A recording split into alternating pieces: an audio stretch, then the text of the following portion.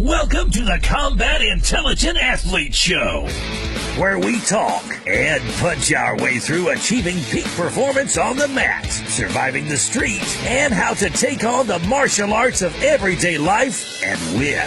And now, here is your host, Coach Rodney King.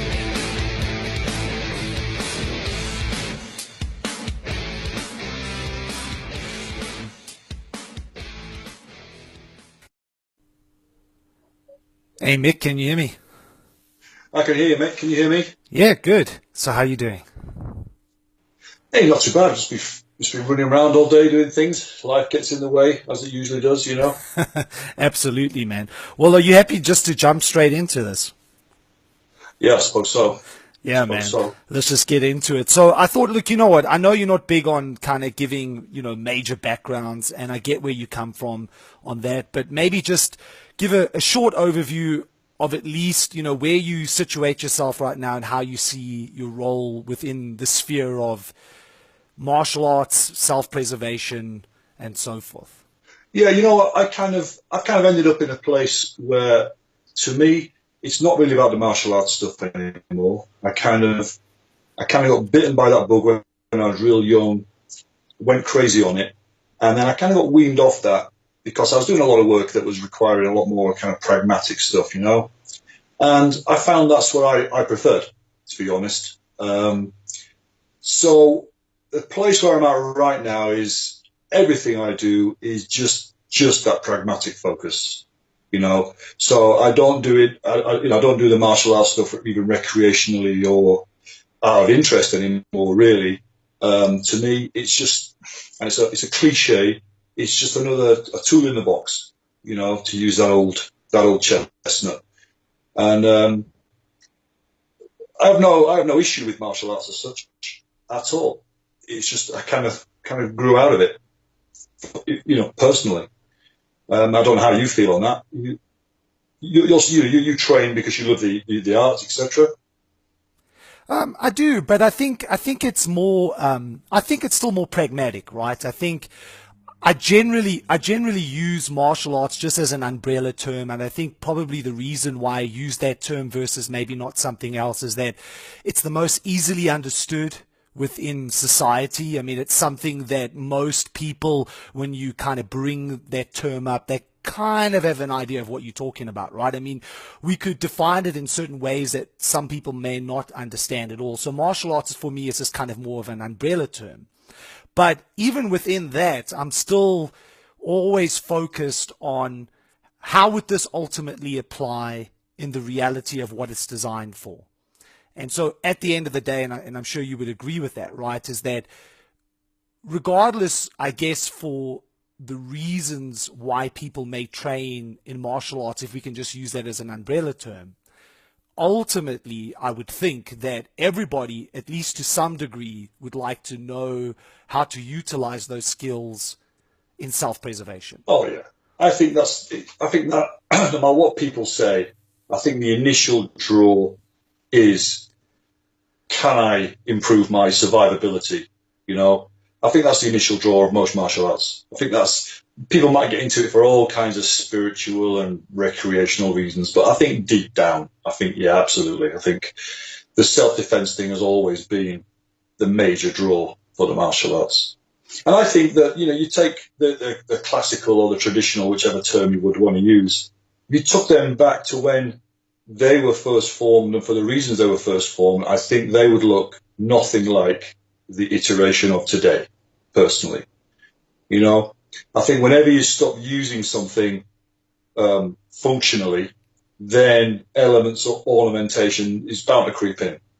I use the usual analogy I would use is if you look at, say, a military officer's dress sword, it's a work of art, it's a thing of beauty, and there's no doubt about it that if Captain so-and-so ran you through with it, you'd probably die from it. So it could still be used as a sword, but I think if you were to start to say, it's a really effective weapon to take to war, I think you're going to get a bit of a surprise when you start comparing it to the original version of what it used to be, because it's become an ornament, hasn't it? Worn for ceremonial purposes.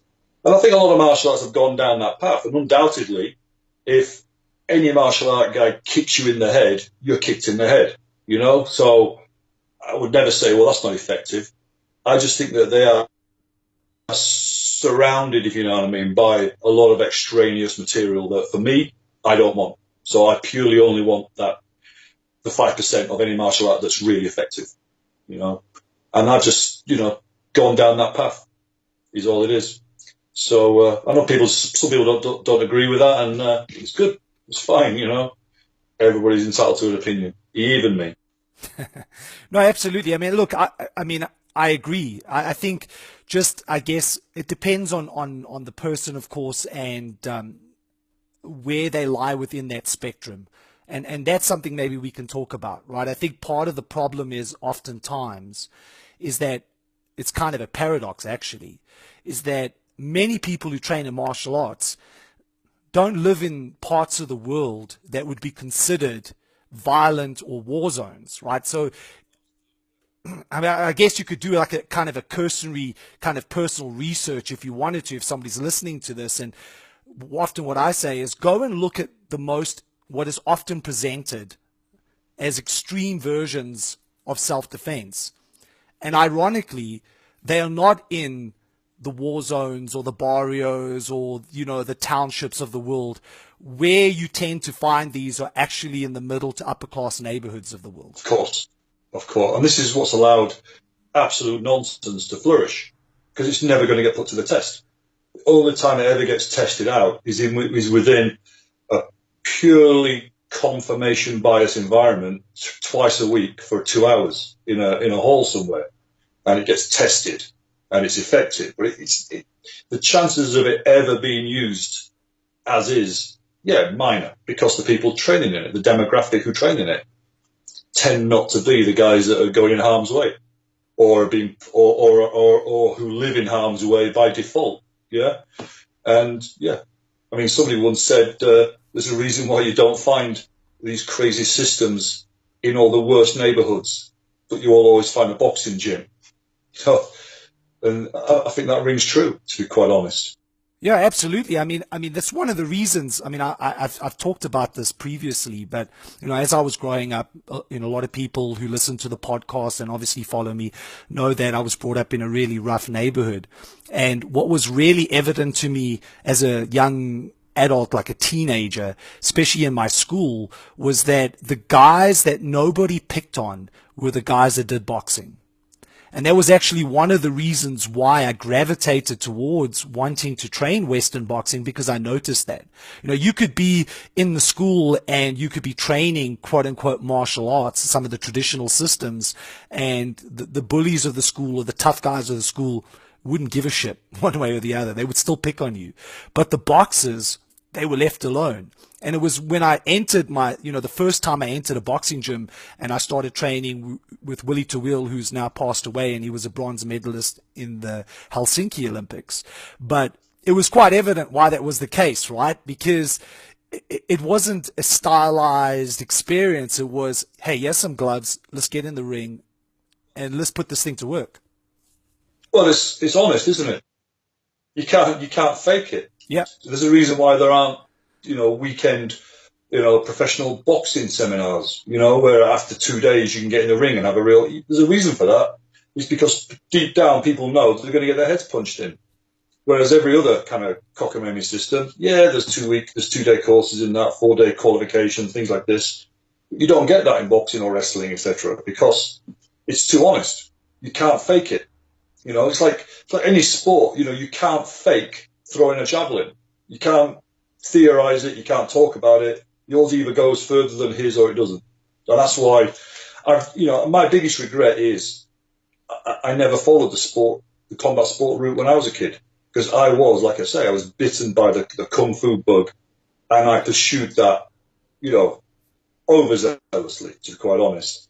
And I dismissed boxing and wrestling and even things like judo because they were kind of sporting, and I wanted the kung fu stuff, I wanted the Bruce Lee stuff, I wanted the David Carradine kung fu series kind of stuff, and it's to my biggest regret that I overlooked all that stuff and focused on anything that kind of came way out of the East, and you wore pajamas and things like that. My biggest regret. And every time somebody asks me now, I want to do some pragmatic stuff, some functional stuff, what shall I train in? Shall I go to this combatives guy? Shall I go to this kind of craft guy? And I say, well, my biggest advice I could give you is to you do some sort of combat sport as your vehicle, you know, as your main delivery system, as people call it. And the other stuff, the specialized stuff, the weapon stuff, you know, the seminars that you're going to go on, you can bolt them onto that vehicle, but don't just be the guy who just goes to the seminars, you know, because you're the equivalent of a guy who's got a lot of spare parts on his garage floor, but he hasn't got a car to put them on. You need a car, you know, you need something to drive. So I implore people, don't make the mistake I made and overlook that stuff. And I'm just sick of hearing the argument, yeah, but that's only a sport, you know, that's not a real fight. And I'll tell anybody like that, you get in a ring with a heavyweight Thai boxer, and afterwards, when you wake up, you tell me you weren't in a real fight. Yeah, and I mean, it is quite a prevalent argument, right? I mean, and I've addressed this in my own way in my blogs and so forth, where this kind of prevailing argument, oh, you know, those guys do sport and we do street and it's not the same thing. And, you know, those guys are basically doing rule fighting, and on the street, there's no rules.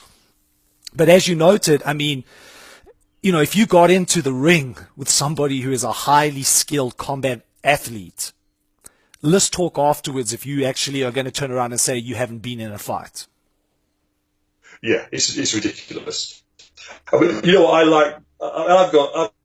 I've heard the argument so many times. I've almost got like a Rolodex of answers for these now that I can just pull them out. You know, when they say that, yeah, but the rules guy, you see, he's going to be so conditioned by those rules.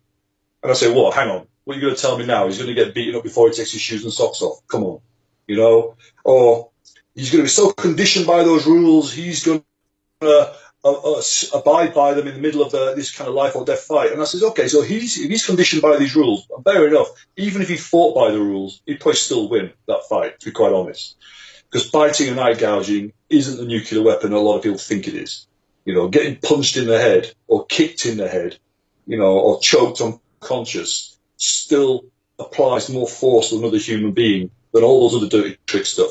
They're only banned because they unnecessarily injure people, not because they're so effective, you know. But my favourite one is, though, when they talk about people being massively conditioned that they won't be able to not abide by the rules. I said, but you guys, so what about your conditioning then? Because your conditioning, your training to pull every punch and in shot, you know, or you can only hit a guy with a massive padded helmet on, you know, things like that. So at least you can fight one guy properly. You're play fighting. You know, you're doing these sequences of movements that look like a movie fight scene. You're pulling every shot and you're relying on the other guy acting out what should have happened. So maybe that conditioning would get you killed in a fight. You know, that's my answer to that one, to be honest. Especially, and then when they bring in things like, well, but what about multiples then? And I says, you know what? You get a good MMA fighter or a good boxer, anybody like that, put him in a situation where there are multiples, and you know what? He'll get tagged quite a few times to start with, but he'll adapt. He'll figure it out. You know, add a weapon in there. You know, if a BJJ guy can adapt to striking to get into the MMA game, then guess what? Add a weapon in there, and yeah, he'll get stabbed a few times to start with, but he'll adapt real quick, and he'll start controlling the hands more and things like this, in the same way that he can't do pure BJJ because he'd leave his head open all the time, so he has to adapt for that. He'll adapt really fast. And then, guess what? You've still got a guy who can at least fight one guy properly. How about you guys? Have you got it fixed, you know, sorted out? No. It's always my argument. I've heard it so many times now, I can just reel off these answers off this mental Rolodex, you know. It's just such a cliche argument now, isn't it? Sport versus street. It's like fist versus palm and 9mm versus 45, and it's like, whatever, you know.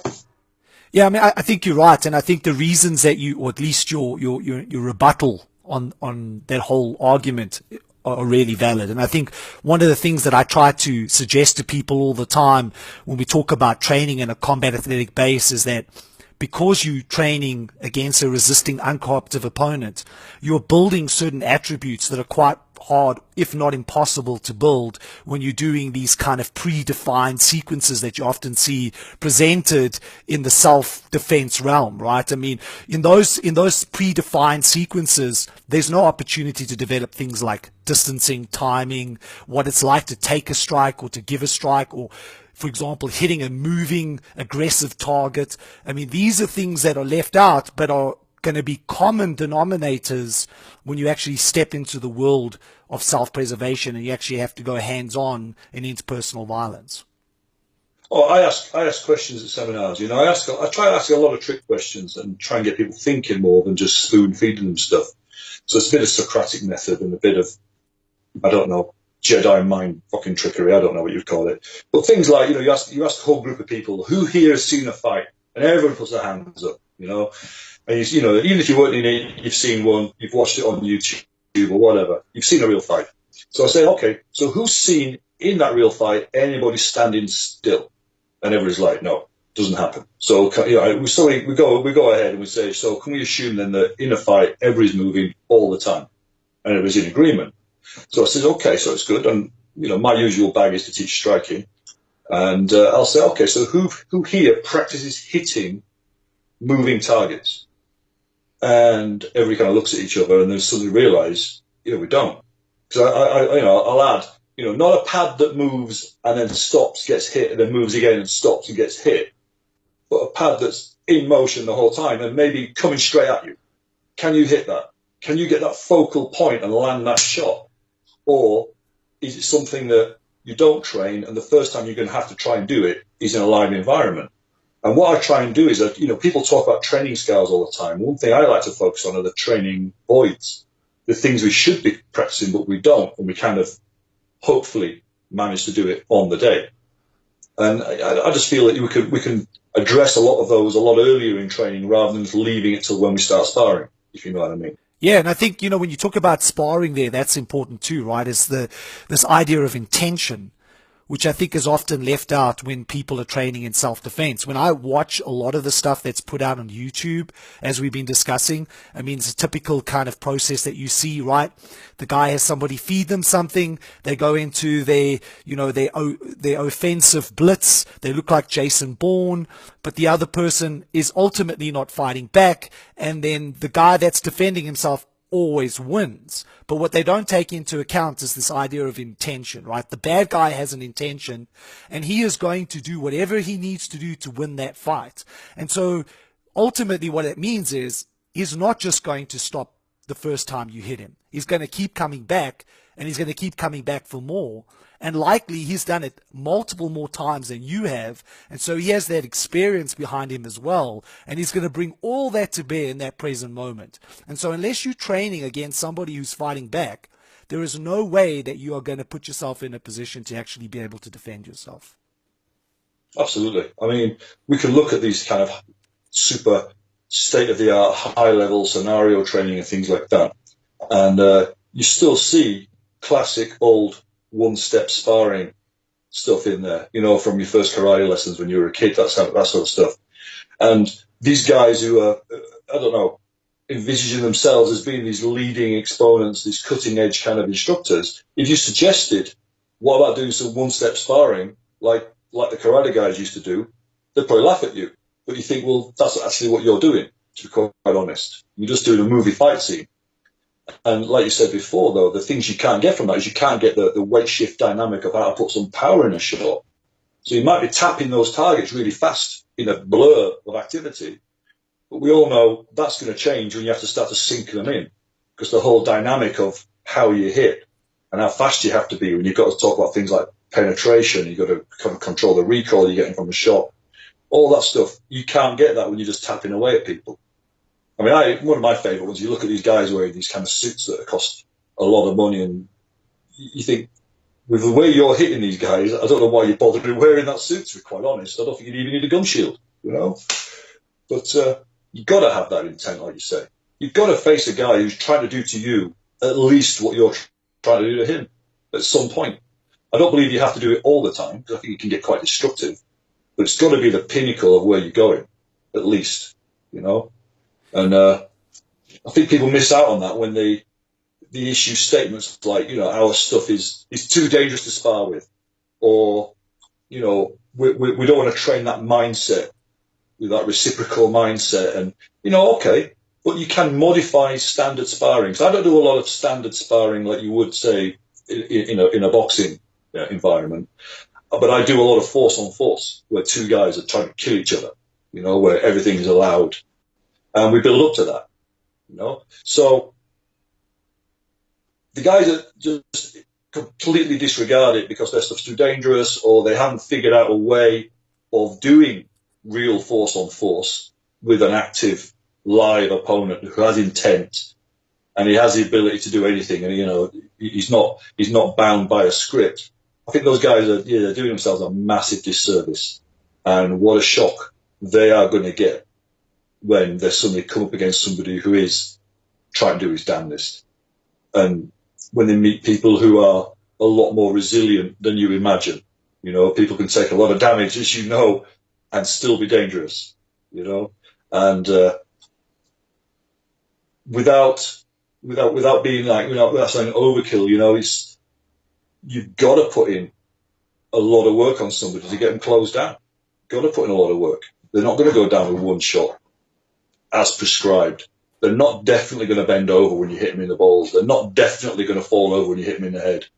Yeah, so that's interesting, right, that you say that, because I guess, you know, one of the things I'd like to hear from your reflections on this, because this doesn't make sense to me either, and it drives me insane, right?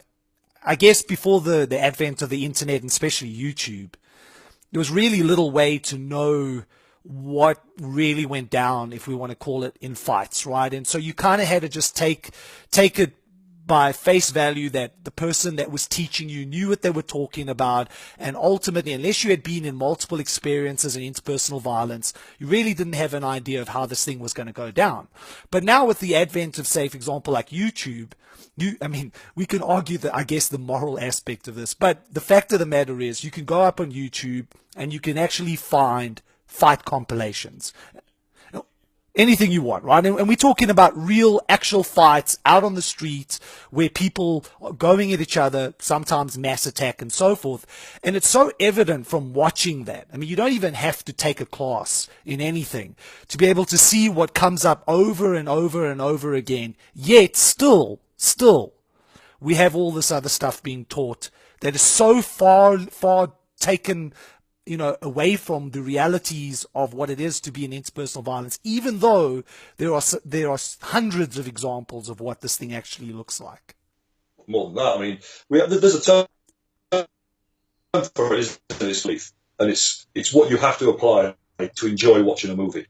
You know, you can't watch Star Wars and go, yeah, that's all bullshit, because they haven't invented that yet, and they couldn't. You've got to suspend your disbelief for a little while and just enjoy the movie. But we can't apply that, like you say, to fighting. And I think what you said before, they have that experience. And even people who have seen fights, and I know people who've seen fights, or they were in a fight, and that's why they're training with me now, because they nearly got their head kicked in, or they did get their head kicked in, and they've sought out some kind of training. You can still see these people gravitating towards the crazy stuff. And then you look at them and you think, your frame of reference of fighting, I'm guessing, has come mainly from what you've watched on TV. You know, because you cannot ignore. I mean, they'll have been in a fight or seen a fight and, you know, seen some guy smash another guy up in a bar, but they'll disregard that because that's not a real fight, because it doesn't look the way they want it to look, because they want it to look like the Jason Bourne type fights. And it just drives me crazy. I mean, I had a thing recently, and somebody yet again was saying, oh, well, you know, you're quite negative. You're always, you know, posting these things about what not to do. Why don't you post things about what to do?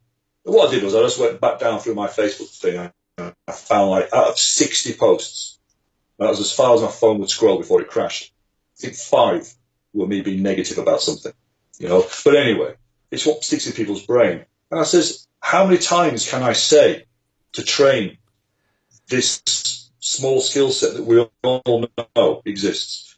You know, the human race, if we've been around for 200,000 years, that experiment has been running for 200,000 years, and we've figured it out by now. You know, as you say, you watch all these fights, whether it's a pro fight or it's a Joe fight outside a club, the same kind of tactical model crops up the whole time. The same tools make an appearance.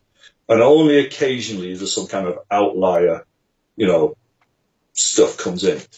So I says, look, how many times do I have to reiterate, train, having good hands and good low kicks and, the basic MMA skill set, for instance, and then add in some of the anti-weapon stuff and the multiple tactics stuff and the soft skills. How many times can we keep saying that? Because that's what it is. The experiment has been done with millions of sample size. It's a huge experiment. It's done. We've got the results. And we can watch them now in glorious Technicolor and rewind them and frame by frame them, and there's nothing new appears. And that's my biggest thing, is that I'm not trying to teach people new stuff. And a massive argument that I always put across is, of all the problems we have in this business, the one problem we don't have is not having enough stuff. We've got enough stuff. If you've been training any kind of martial art or combat sport for 6 months, you've probably got the curriculum that you now need to have a fight with. Yeah. The problem we do have is we're just not good enough at applying that stuff, or we train that stuff in the wrong way. But it's not a case of, I need to learn some more techniques. I need to travel the world, find that cave on top of the mountain and the old guy can teach me this new way of, I don't think that's a problem at all. I think other people do, though. There's always looking for the new thing, that new technique, that new armbar variation, that new knife that they just need to have. And yet, the problem is performance, in my opinion. Performance and training, that's where the mileage should be getting put in, but it doesn't. Yeah, exactly. I mean, one of the things that I always talk about is that it's not the technique that's the problem, it's the delivery vehicle. And I see what happens a lot of times with these people online is they almost like collectors, collecting techniques, just constantly collecting, as thinking, I guess in the sense that if I know more, then I'll be able to do more. But actually a lot of times, and you've probably seen this yourself, is that the more you know, sometimes that's the very thing that can get you into trouble, because it's not a question of how much you know, it's what you can apply. And when you actually start looking at the application, as we've been discussing, as you see on YouTube, and as you rightfully noted, I mean, the model is there. You can see time and time again, without every now and again, like you noted, there's an outlier, there's something that really weird that happens out of the box, so to speak. But for the most part, it's the same stuff that comes up over and over and over again. And it makes sense then to at least take the time to distill that and say, okay, how do I train that? And when you start looking at it closely, you start realizing, yes, on the face of it, when you look at interpersonal violence, it's a very complex situation. But if you're going to try to approach complexity with complexity, you always are going to find ultimately that you're going to fail. The way to deal with it is to find simple solutions to complex problems. Yeah, I mean, I was just having a conversation yesterday, and one of my favourite expressions is elegance. And when you say elegance to people, they automatically assume it's something kind of fancy and stylish, but the true meaning of elegance is something that is simple. It's a mathematics term. Like Pythagoras' theorem is an elegant theory, or pi, the number pi, is an elegant solution because it solves so many problems. And in engineering, the cam or the wedge is an elegant machine because it's so simple, yet it has so many uses. So I always strive for that elegance, that kind of whole Occam's razor kind of whatever parsimony kind of thing. And I think that's where people kind of do go wrong, is they're always looking for a better way, but they're not looking for a better way of doing what they already have. They're looking for a better way of, the redesigning the wheel kind of thing. Why not just make a better version of the wheel? Because we know it works. It's been proven to work. Nothing else has come close to it, but yet people are still searching that there might just be that thing that will replace it. And I just, like you say, it drives me crazy. You think, to me, it's not rocket science, but I don't know what gets into some people. I think, again, movies maybe, that they want to look cool. I don't know if that's the thing. Yeah, I think that's actually part of it, and I think the other part of it, and I'd love to hear your take on this, is that of course I mean, I guess it's a balance here, right? In one sense, both you and myself, we do this for a living, and we have to make a living, and we have to, obviously, as anybody in the world, we have to pay our bills. But I do think a lot of this complexity comes out of kind of this marketing initiative where these trainers, these instructors want to be relevant all the time to their particular student. And the way that they're going to do that is by continuously embellishing this fight game as something as far more than it actually is. Because if they came in and they said, look, you know what, this is what you really need to know and this is what you need to train, it's going to be quite hard to market that. Well, it is. I can tell you that from experience, it is quite hard to market that because that is kind of my business model, you know. And I mean, I've got a self-defeating business model really because I want people to become autonomous as soon as possible, you know, to become their own coach. And I'll stress that to people, you know, whenever you look at a technique, even look at it with the viewpoint that if I have to teach this in 10 minutes, it's just going to change the way I look at it. And it actually massively accelerates people's learning when they do that. Because they then learn to interrogate what they're seeing and think, right, what has to come first, what has to come second. And straight away then, they're thinking for themselves. Because I've always stressed the thing where, you know, under that massive stress, duress, whatever, you're not going to remember anything. You're going to default back to what you know. So my thing is for people to understand, not to remember 10 ways of throwing 10 different punches, but just to understand how to punch. And that then, you will never forget that because you understand it. But if you're trying to remember stuff, then stress, the situation is always going to take that away from you. And that's when you used to see guys who were very skilled to have that conscious competence. But once they got to a certain point and they got really stressed, then the windmilling comes out again because they haven't really got to that stage where it's become unconscious competence yet, you know. And I think a lot of people, they go for that kind of breadth approach because they don't have any depth, in my opinion. And like you say, they want to stay current and relevant, so whatever's new that comes out, they want to teach it. But I think people, I don't know, I think they don't do themselves any favours by doing that because they end up being the piano teacher who's only one lesson ahead of his student. His student never knows that. Just to him, he knows more. But I think they can come unstuck with that. If you're always going for that breadth and that new thing, I think that's where some guys that I've seen over the years, you know, over a 10 years period, who started off with the best intentions, are really scraping the bottom of the barrel now and doing, you know, underwater ninja knife fighting because somebody asked for it and they want to stay relevant and offer it, rather than pull that guy back and say, let's go for depth, you know.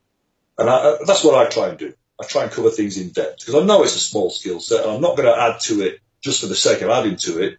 So I think, well, what can I do then? Let's go for the depth. Let's look at increasing performance. Let's look at increasing application, feasibility, all that sort of stuff, rather than a new thing.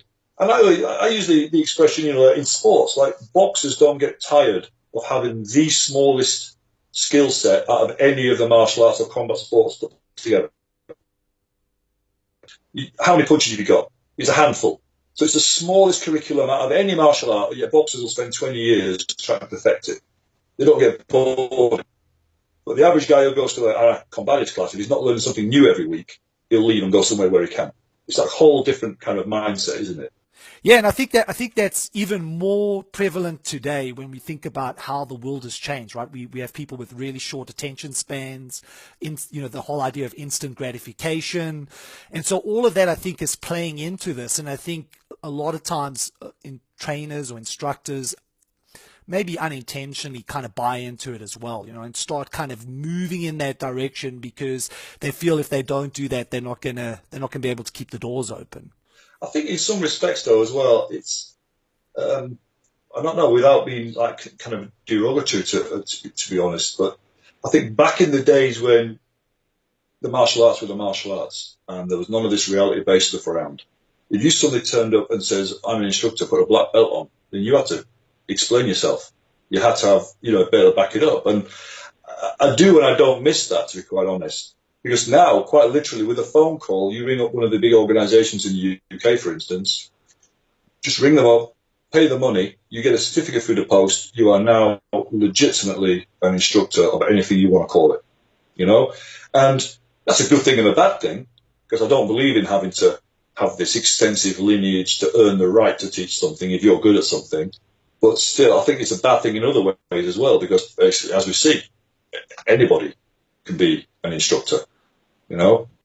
And I get people emailing me already, that is their whole motivation is, how soon can I become an instructor? You know, and if I send them a long email back, it'll go along the lines of, well, nobody in sports really has the intention of being a coach. They all want to be a player, and they all want to be a champion or whatever in any sport.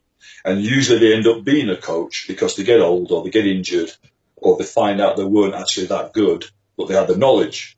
So they kind of fall into it. But nobody really sets out and says, for my career, I want to be a basketball coach. Nobody really says that. But the combatives industry, and I think it's in the self-defense kind of combatives thing, I think what it is because we don't have that competition element. There's no title belt as such. So I think it's the next best thing to be an instructor. It's looked upon as being the trophy, you know? Whereas in boxing, again, you want to win. You want to be world champ. That's what you want to do. And you might end up being a coach, but that wasn't your original intention, I don't think. I think that's got a lot to do with it as well. There isn't the same goal, the same outlet, I think, in the self-defense world. So people become instructors probably too soon, in my opinion, you know? And I'm not saying that everybody has to serve an apprenticeship, but I think some people do try and run before they can walk.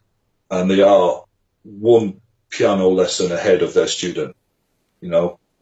But to their student, they're a piano teacher. Yeah. That might be controversial for some, but when it comes to be controversial, really, I don't care, to be honest. Yeah, well, you know? I'm sure you noticed as well is that, you know, most people think I'm controversial as well. I think it's just ultimately we're having a discussion and we're talking about things that people feel uncomfortable talking about, right? Well, I was going to say that, yeah, what is controversial? You know, to be honest, is it the truth? Is that what's controversial? You know? And, you know, I think I read a Thomas Sowell quote, actually, I think it was today, and sent it to somebody, and it was a good one, because it's like, people will forgive you when you're wrong, but they won't forgive you when you're right, especially when you being right proves that they were wrong. And I thought that was an excellent quote, you know, when it comes down to being controversial, and people say, but you're very critical, and and I say, look at the industry. Are you telling me that I'm not justified in being negative and critical about certain aspects of it? And I says, and my answer to them is usually, you know, look at the industry, look at it objectively, look at it with a clear, open mind. And I'm telling you that if you're not negative about the same things I'm being negative about, you're part of the problem, pal, you know, because there's nothing positive about people who blatantly lie, or people that are deluded enough to believe their own lies, or people who exaggerate the truth to make something into something it isn't. I think there's nothing positive about that.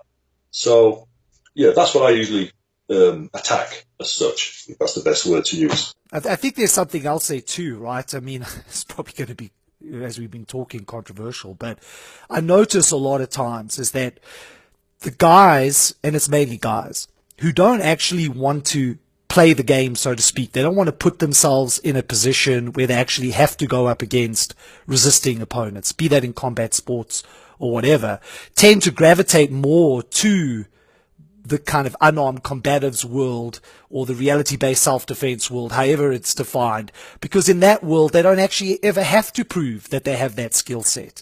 I mean, as we see on YouTube and other places, Facebook is a good example, when these guys constantly come out with these Jason Bourne style sequences passed off as reality, nowhere in there does that person ever have to show, the person teaching, ever have to show that they can actually apply it against somebody who fights back, because it's always set up in such a way that they look like they know what they're doing. Well, I even see, you know, quite gnarly kind of scenarios where they are doing some decent force on force. But then, even then, one of the things I really try and eradicate is that confirmation bias, in that, am I setting up these drills and this force on force to validate what I want to work? Or am I truly opening up the playing field to see what does work? Because you can do this either way, can't you? You can bias your stuff towards striking. You can bias it towards grappling. You can do that. The only bias I tend to use, and I use it I think it's a positive way, because it's got two things, is a lot of the force on force I do, I dramatically reduce the time frame. I mean, sometimes literally giving people 5 seconds of time to work, because I really want to focus on that, dropping it into first gear and stamping on the gas, spinning the wheels kind of thing. So I've seen that be so potent in so many fights. I've used it, I've seen other guys use it, I've had it used on me, and that, can I beat that guy before he gets started thing, I've just seen it work too many times for it to be a fluke. And I really try and stress that. And besides, there's so many other people doing the longer game stuff. Not that many people are doing the short game stuff. So that's what I want to specialise in, rather than competing with all the guys who've got more time in the business than me. But their thing. But I still see that in pretty good force-on-force iterations, that people still, you look at it, you think, yeah, that wouldn't work if that guy really hit you, because, that's why you're thinking that striking is ineffective, for instance, because you're not really allowing it to be effective. Or if there's something that somebody's not allowed to do, then you've got to be careful about that as well. If you're purporting that this is no holds barred, fight club, whatever you want to call it. And it's one thing I always try and, steer away from or be very cognizant of is, where's the bias in this, And for the guys who aren't getting their hands dirty in this sort of stuff, there's a massive amount of bias there.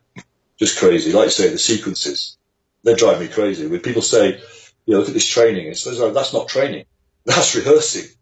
Yeah, I think what you're also speaking to here is one of the things that I try to implement as much as possible, is when I'm talking to the guys that I'm working with, is that we're always trying to train to failure, if that makes sense. Is that you not so much in the sense that you always want to win, right? But rather to the point of trying to really explore all opportunities, which might mean that you ultimately fail, that you might not actually get the outcome that you want.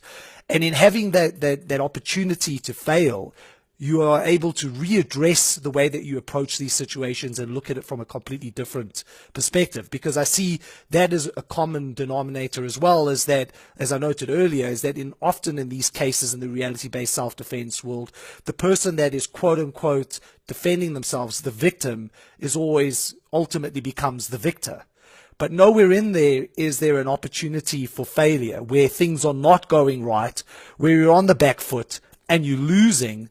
And that's equally important, right? Because to assume that you are always going to be in the forward position, that you're always going to be the predominant force, is a risky place to start off from. Because I would argue that a lot of the times you're going to be caught in a situation where you're on the back foot. And it's how you're able to basically come back in that moment in time, if at all possible, that's going to define if you're actually going to win this situation or not. Yeah, there's so much in this, isn't there? I mean, any kind of training, the basic premise of it is some kind of overload, so that the system has to adapt and improve to cope with that. And that's how you get stronger, it's how you get faster, it's how you get smarter. You overload your capabilities as they are now to the point where you stress the system, which then adapts and improves to cope with it the next time. And then it's a continual process of doing that, isn't it? So we've got to have that failure at some point, because you've got to know what can you do for sure, but you've got to know what can't you do. You've got to know your limitations, and in a lot of ways, I'll encourage people. You build on your limitations, and if it wasn't for understanding your limitations, we wouldn't have invented aeroplanes. We'd still be flapping our wings and throwing ourselves off of cliffs. It's only because we accepted we can't fly, we went, okay, so what can we do then? So I think that failure thing, it comes in so many different aspects, in that, it's going to be tested. And testing ultimately means, well, you've got to take this thing to the point where it starts to break. Right, that's the point. What can we now fix? I use a sequence where, and it's a cyclical thing, where we work on skills first. So usually isolate a few skills, development quite technically. Then we combine them into drills, see how we can apply them together to achieve an effect. Then we test them out, and then we repair them because they're ultimately going to fail somewhere. And that repair phase, I think most people have some sort of skills, drills, and testing progression. But the repair thing, I think, is vital because you see a lot of guys doing these kind of crazy scenarios, and afterwards it's all group hugs and high fives and look how awesome we are, rather than, right, tell me what went wrong. And then you look at it and you kind of debrief yourself on it, what we call an after-action review if you're in the military, and you basically figure out what went wrong, what can we improve, what can we work on next time, and you spend a bit of time going through that. When I was, say, in Iraq, for instance, we'd come back off a job, we'd drop off the client, and we'd all sit around and we'd say, right, we really fucked up this part of that job, didn't we? So then, yeah, we did. So let's go then, in the kit we've still got on, with the vehicles we've still got, we're still fresh in our minds. Let's go to the training area on the fob, and let's set up some cones or whatever we have to do, and rehearse that drop-off that we fucked up, and get it right, and then go. Otherwise, it's like having a red light appear on your car dashboard, and you put the thing in the garage, and then in the morning expect it to go out all by itself if you don't fix it, So that failure teaches you a lot. It teaches you what needs fixing, if anything. And also it teaches you, yeah, that's not feasible. I'm never going to be able to do that, so what else could I do? Yeah, I love that. And I guess you get this a lot too, which kind of leads into this, is that, often I get people asking me questions, for example, what should I do in this situation? And they don't want to really hear that there's potentially multiple variables. And a lot of the times it might come down to who they are. I mean, when I talk to people, I say, well, especially a lot of times I get asked these questions, for example, say in sparring. Well, I'm training at this gym and I'm having a problem with this particular person because he's much taller than me and has a longer reach, so what should I do? I mean, how would you like me to answer that? Unless I can actually see what you're doing, there's no way for me to give you an honest assessment because there could be multiple variables here. Bottom line is you could just suck.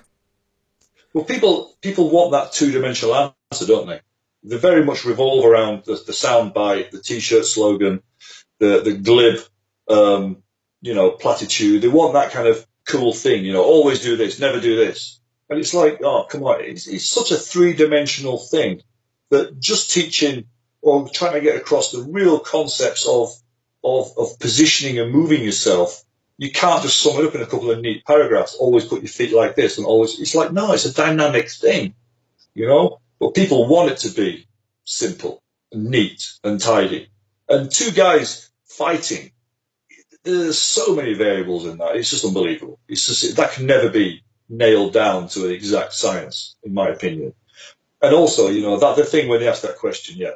They give you the most general question, but they want a super specific answer. You're thinking, yeah, it just, whatever, come on, It'd be like asking, I don't know, the late Stephen Hawking, can you explain maths to me? What do you expect him to say now? It's too big a subject, isn't it? Just to cover in a quick, always do this, or never do that. That's not. T-shirt slogans, I just don't do them. I mean, I used to hate those questions, you see them. If you only had 1 hour to teach somebody, it's like, stop. And they go, what do you, why? He says, I'm not going to answer that question. Well, why not? I says, that's like asking a deep sea survival expert. Well, if you only had 1 hour to teach somebody what to do, they'd fall into the Atlantic. What would you, it's like, stop. You just can't. It's just nonsense. But people love that kind of listed, clickbaity kind of platitude, don't they? They like the T-shirt slogans. Yeah, I think part of the problem there as well is that our brain, in a sense, is a pattern-making machine. We look for patterns. We look for sequences. It allows us to kind of soothe ourselves because, if we can see a sequence, then that makes us feel much more easier about the solution. But like you're noting, when you're talking about things like interpersonal violence that's complex, chaotic, it's almost impossible to approach it like that. I think my theory on this, and maybe I'm totally wrong, but one of the things that I think happened a lot in the traditional martial arts and why it went the way that it went is that they saw the chaos and they didn't understand it and they didn't know how to answer it. So what they tried to do is they tried to reverse engineer things. And what they ended up with is basically a sequence that's supposed to represent the fight, but will never represent the fight, because ultimately it's a dynamic, chaotic system. And as you start building it back up again, so you take that sequence like a form, for example, and you start trying to apply it within the reality of the fight, it breaks down. Because there are too many variables coming at you. You could never tell what that person's going to do. And I think that's the thing that I see here, right, is that it's almost like there's an ESP thing going on with a lot of these martial arts instructors, as if they somehow have access to this person's consciousness in the sense that they know what this person's going to do. And, you know, if you know anything about fighting, oftentimes the person fighting you doesn't know what they're about to do, right? You don't know if they're going to throw a jab or pick up a brick. And you're going to have to respond to that in that very moment as it unfolds. Yeah, I mean, I really try and focus on it. I mean, I don't do any of that kind of sequence training at all, which is kind of difficult sometimes. When people say to me, well, can you demonstrate some of your stuff? And I'm like, well, I could punch you in the head, but, you know, but you start to one of these other kind of guys and they'll like wheel out their 6 ways of defending against a hand grenade and 2 ways of defending against a kebab, you know, and they've got all these kind of cool little sequences. And I don't have any of that in the same way as, you know, you ask a boxer, can you show some boxing? And he can show you the punches, but you can't show you boxing because you have to be fighting a guy to show you boxing. But you ask one of these super systems and they've got all these cool sequences all laid out. So I've always kind of avoided that in a big way. And I've always gone more for that kind of formulaic approach, that generic approach, where we're not just memorizing an endless supply of sequences that will apply to one situation each. I think that's kind of absurd. That's like trying to memorize every answer, you know, in maths, rather than when you learn the formula and you learn how to combine the formula, you've now got all the answers to anything as long as you understand the formula. But if you're just remembering answers, which is what, or like learning phrases in a foreign language, you may learn a million phrases and it may seem like you're fluent, until you meet a guy who really is fluent, and then you've got nothing. You know, when you're not controlling the dialogue, and you have to respond to him and be conversational. Because ultimately, you know, I've used that analogy quite a lot with the language thing. Is those sequences that people learn ultimately are like phrases in a foreign language, and you know, you can put an accent on them, and you can say them with a bit of gusto, and it sounds like you're a local, but you're still not conversational, and that's what a fight is. It's a conversation, isn't it? You know, and it all depends. You know, your next answer depends on what he just said. You can't pre-plan. That's a speech. You know, that's not a conversation. That's a speech. But if you don't have that ability to be spontaneous and pull stuff together because you understand the language, you're never going to be able to have a conversation with somebody. Same way you never have a fight with somebody if all you've got are a whole bunch of preset sequences. So I've always avoided that, which then it does make it quite tough because it's very hard to have a highlight reel of none of that stuff, you know. But it's a cross you have to bear, I suppose. But I think there's something important there, and that's possibly something that we could probably offer up as a suggestion to people listening to this. Maybe we can make the argument and suggest that the more, if you look at something, if you look at a particular system or program and so forth, the more systematized it is, the more sequences it has, the more likely it is untrue, the more likely it is further from reality than it suggests it is. For sure. Yeah, for sure. I mean, if you're trying to memorize things, I have a thing where, you know, you got a classic kind of a close cover where you wrap one hand around your head kind of thing. You know, most styles have it, boxing has it, Muay Thai has it, that kind of thing. And I use the same stuff. When you're up close, you're in the pocket, you've got a fast punch coming at you, you're not going to intercept that punch, you're basically going to catch it on a big shield that you wrap around your head, aren't you? You know, any of those kind of interception kind of parries and things, I save those for when you're at, say, a conversational range and the guy tries to sucker punch you, you've got a bit more time to respond. But up close, the time frame is you're looking to get your arm in the way. So I'll teach that exact same thing where you wrap your hand around your head, you get your hand nice and deep on the head, you get your elbow tight and you tuck your head in, etc., etc., etc. But what I will say is, regards to covering, is rather than memorizing that particular shape, the concept of covering would be to get the biggest, most durable thing you have available in between the threat and the target. And people will say, oh, okay, but then they still want to memorize the shape. So then I say, okay, so show me that cover, but I'll grab their arm, as people tend to do in fights. I'll grab their arm and then go to punch with the other hand, and they suddenly go, oh, they can't do the thing that they wanted to do, but the concept is they've still got another arm. Can they wrap that around their head? It won't be as good, but it's still putting something between the threat and the target. So that in that case, the concept, the formula of covering is actually more encompassing than just learning one particular shape to make with your arm that may be compromised at the time. You don't have an answer then. You know? So I try and factor a lot more of that generic kind of stuff in that makes people more spontaneous with what they do rather than they're remembering what to do. Yeah, I like that. I mean, it makes perfect sense to me. So we're coming basically up on the hour. So let's kind of like end off and think about maybe potentially, people listening to this, and I'm assuming, especially based on what we've been talking about, a lot of people taking this forward are going to be looking to places where they can actually go and learn, quote unquote, how to protect themselves.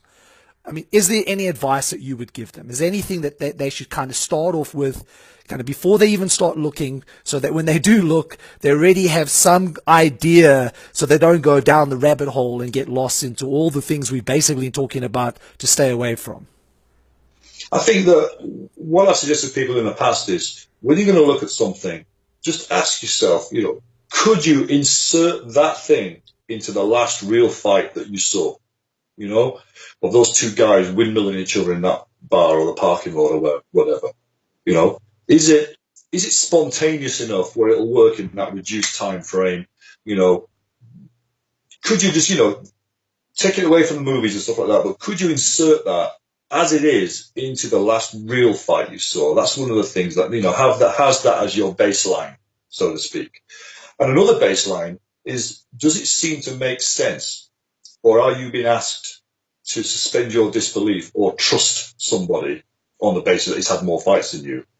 And I used to have this at seminars, I still do, but people would say to me, and they used to mean it as a compliment, which I obviously appreciate, but they'd say, oh, I really like this seminar. It all makes so much sense. And you're thinking, what does that tell you about the way the business is these days then, if just making sense has now become a superlative? It's a compliment. It's crazy, to be honest. But does it make sense?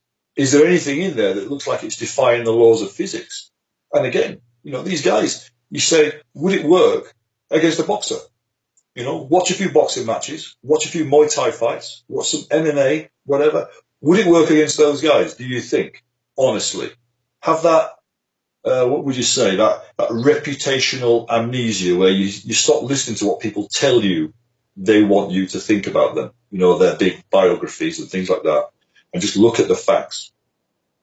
That's the kind of advice I usually try and give people, and that's why they always end up gravitating towards a combat sport. So I'll say, look, obviously I expect people to sell their house, move to within a few miles of me, and then do chores around my house, and I'll occasionally throw a technique out. That's what I expect, obviously, but it's usually not what's going to happen. And they'll say, well, is there anybody else you can recommend? And I said, look, if I did recommend anybody else, you're probably going to be 1,000 miles away from him as well. So what I would recommend is you need regular training. You cannot live from seminar to seminar and just DVDs and things like that. You need some regular training, get your hands on people on a regular basis, let them get their hands on you on a regular basis in some sort of competitive kind of outlet, whether it's the training is competitive or you're actually going to start competing. It's up to you. And really, you're looking at combat sports for that. And you probably can't find super ninja fighting in your town that you want to do because it's probably specialized, I'm in another country, for instance. You're not going to, it doesn't make any sense you're going to train with me. And you will find, though, a boxing club, or you'll find a judo club, or you'll find, some kind of MMA thing. And, do your research, have a look at them. Have they got a fight team? Or are they a guy that last week he was, a strip mall dojo ninja, and now he's bought himself some board shorts and he's a cage fighter instructor? Look at the provenance of them, look at the pedigree, and that's my advice to those guys. You need the regular training, and really only combat sports is going to give you that. And the other stuff, the specialist stuff, yeah, go on the seminars, buy the books, buy the DVDs, and bolt that on. It doesn't take a lot of brains to figure out, there's no special system you have to learn when to stick your thumb in someone's eye if you're rolling around on the ground. If you get a good opportunity and, you can't laugh it off, but it isn't the nuclear weapon some people think it is. If there is an opportunity for it and your head's in the right place and I ram my thumb in your eye, you're going to get a reaction from that and it's not going to be great for the guy. But those guys who think that that's all I need now, just the eye, once you get to a certain level, you can figure out all the dirty tricks yourself. You don't have to go on special seminars and buy books on it, to be quite honest. Yeah, you still need that like we said early on, right? You still need that combat athletic base where you've built the system of timing, endurance, and distancing, and so forth to even apply any of this. So you still need that vehicle in order to achieve any success in quote unquote the dirty tactics, so to speak. Yeah, and the question I always ask them as well is, I say to these guys, how serious are you? And they always assure me that they're deadly serious. So I'll say, so how much physical conditioning are you doing then? And they're like, oh, well, not that much. I says, well, you're not serious then, are you? Because that's free. If you go online now and you can download a bazillion clips on how to train from a bazillion people, and I'm assuming most people have got a floor, no matter how poor you are, because they come as standard, don't they? Usually, So you don't need to buy lots of fancy training equipment. If you've got a floor, you can train. So if these people aren't doing a lot of physical conditioning, that thing that underpins it all, that's completely free as well, then how serious are they? Yeah, Mick, to end off, if people want to find out more about you and getting in contact with you, where's the best place to look? Well, I've got a website, www.corecombatives.com, that's usually in various stages of completion. So I've got that website, and there's some basic information on there. There's an email address on there that you can get hold of me. On Facebook, if you look for the C2 training group, then there's a lot of discussion that goes on there. And other than that, those are the best places to find me, to be quite honest. And if people want to sell their house and move nearby, well, you contact me and I'll give them a rough address for them. Sure, absolutely. Well, man, I really appreciate it. I mean, I think people are going to really love the conversation, and it was fantastic chatting to you. Cool. All right, man. Let's do it again sometime.